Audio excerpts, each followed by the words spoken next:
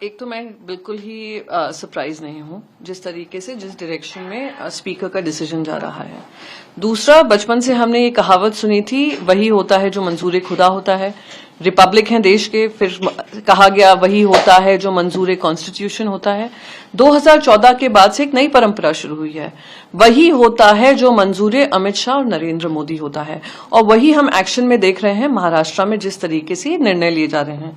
मेरा एक मूल सवाल है, 2018 का अगर constitution, amended constitution election commission के पास नहीं था, जो भी हमें स्पीकर के माध्यम से पता चल रहा है, तो उसके आधार पर हर जो संवाद होता था इलेक्शन कमीशन का, हमारे पार्टी लीडरशिप उद्धव बाला साहेब ठाकरे जी के पास क्यों जाता था?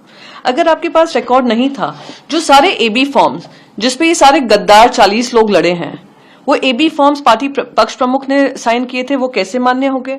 और चलिए मैं ये भी मान लूं कि आपको अमेंडेड कॉन्स्टिट्यूशन में सहमति नहीं थी, तो किसने इलेक्शन कमीशन में आपको जाने से आपके हाथ रोके थे या पैर बांधे थे? आपको 2022 में याद आता है कि आपका संविधान क्या होता है? ये कुछ नहीं है, ये मौका परस्ती है, अनफॉर्चुनेट कॉम्प्रोमाइज ऑफ एथिक्स है। जिस चीज को सुप्रीम कोर्ट ने इलीगल और अनकॉन्स्टिट्यूशनल बोला था, उसको वैध करने का काम हो रहा है, ये दुर्भाग्यपूर्ण है।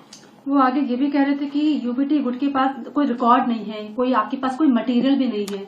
वही मैं कह रही हूँ, वो ये कह रहे हैं 2018 का कॉन्स्टिट्यूशन का रिकॉर्ड उनके पास नहीं है, अमेंडेड कॉन्स्टिट्यूशन का। तो मेरे इलेक्शन कमीशन से एक ही सवाल है, आप इंट्रा पार्टी डेमोक्रेसी की बात कर रहे हैं, आप भारतीय जनता पार्टी से पूछे, इंट्रा पार्टी डेमोक्रेसी तो दूर की बात है, इंटर अलायंस डेमोक्रेसी है कि नहीं उनके पास?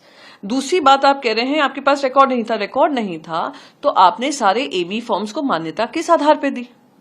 अगर इंट्रा पार्टी डेमोक्रेसी नहीं थी और लोगों को कुछ लोगों को जो अब गद्दारी के उस पर उतर आए हैं, उन गद्दारों ने इलेक्शन कमीशन पे जाकर क्यों नहीं कंप्लेंट दायर की?